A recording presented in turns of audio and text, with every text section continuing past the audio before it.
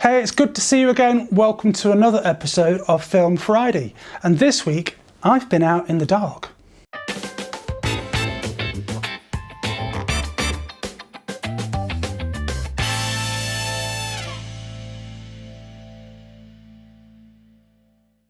Hello and welcome back to my channel. So as I said, I've been out in the dark.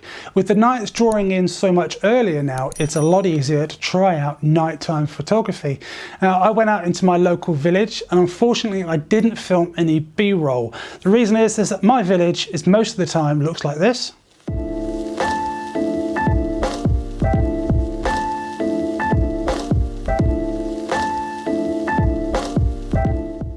And the people in it are like this.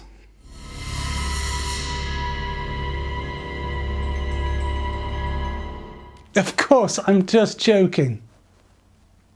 I'm not. So the three films that I've had to try for this one, and the first time I've ever shot it, is the Cinestill 800T, renowned for being a nighttime film. The second roll was Ektar 100, something a bit different, and the almighty Portra 400. I wouldn't have even considered the last two as nighttime films, but as the results I will show you in a moment, I think you might be quite impressed. I was. Some of you that are watching this that are well established in nighttime photography is like, what's the fuss? Me? Wow. So I live right opposite a petrol station, gas station for you continentals, and obviously Cinestill, it's the law. It's like Fight Club of film photography. You have to photograph a gas station. No question. So that's where I started. So I did a couple of shots there. Obviously you don't know what you're getting, so it's all a lot of hit and hope. And then I wandered off into the town and was just looking for things that had unique light sources because of the way that the Cinestill renders spotlights and lights and things like that. I just thought, what else could you do? So as I wandered through the village, and it was various light sources or good reflected light sources and things like that, I was just trying out different things as I'm showing you now. And then there's this bus stop, and something about it just caught my eye, and I wanted to take these shots. So I did a handful of shots here, and this is probably the better one of them all. You can see this is on the Pentax 6x7, by the way. I love the way that the light is reflecting off the surface because it was wet. There's one light bulb doesn't work, you know, so it's a bit of an odd coloured, odd balance in this thing, but also the car that goes through adds movement to a static object. I really, really liked it. And then there's this church which has the cross out the front. It's not a traditional church from the side, but the way that the misty light and some of the raindrops that have hit my lens, because it was sort of that misty, drizzly kind of thing, really adds quite an ethereal glow about everything. And yeah, really, really magical. So after I'd done that first roll, that spurred me on to do more, because I developed it at home and I was like, wow, what else could I do? So I went out with the Mamiya 645 and I tried Ektar 100.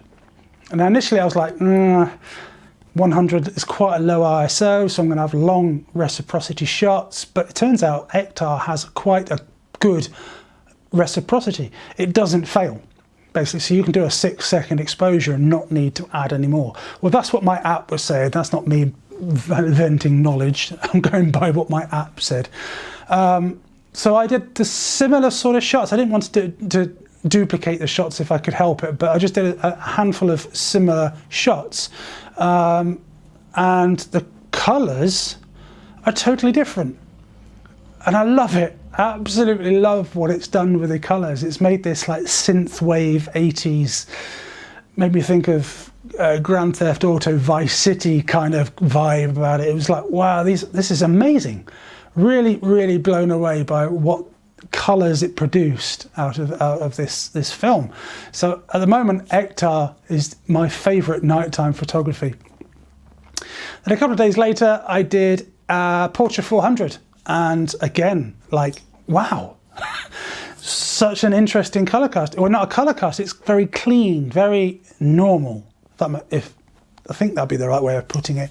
Very pleasing, but no like massive color shifts, which was brilliant. Again, really amazed. Like, for this example, like, I wanted to do a long exposure, a really long exposure. So I live near a motorway, so there's a footbridge, so I wanted to get the motorway lights, the car trail lights, as they approach or disappear. So this is a 15-second shot on Portra 400, about f8 I think it was.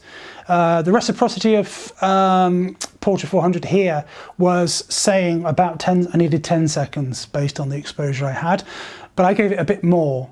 I know Portra has got a bit more forgiveness in it to go over rather than under, so I gave that a go at 15 seconds. So it captured everything beautifully. Really impressed. Now let's do a comparison of the 3 shots with the bus stop. So this is Cinestill, this is Ektar, and this is Portra, and they've all got their own unique characteristics. Based on what I've shot out of these 3 rolls, I'm going to do more nighttime photography. Obviously winter time is the best time to do it, but if when lockdown ends, or the tiers that we're in, I'm going to go out and do more. I've really enjoyed it. It's quite a unique challenge, looking for light rather than like daylight where you're looking for average light over the place or sunlight dappling and things like that. This is you're looking for light sources to be able to give you the shapes that you want, and it kind of just changed my mind on nighttime photography with film. So I should be doing more, most definitely. Not to be afraid of the dark anymore. If this is your first time here, please do click that subscribe button. I would love for you to click that to help me get to 1,000 subscribers. That's my end of year goal. I'm about 25 away as of recording this video, so please help a guy out. You can also help me out by clicking the thumbs up on this video. That gives me a great boost on this channel. Click the notification bell to be notified as to when I upload a new video, and I will see you guys in the next episode of Film Friday. For now, do take care.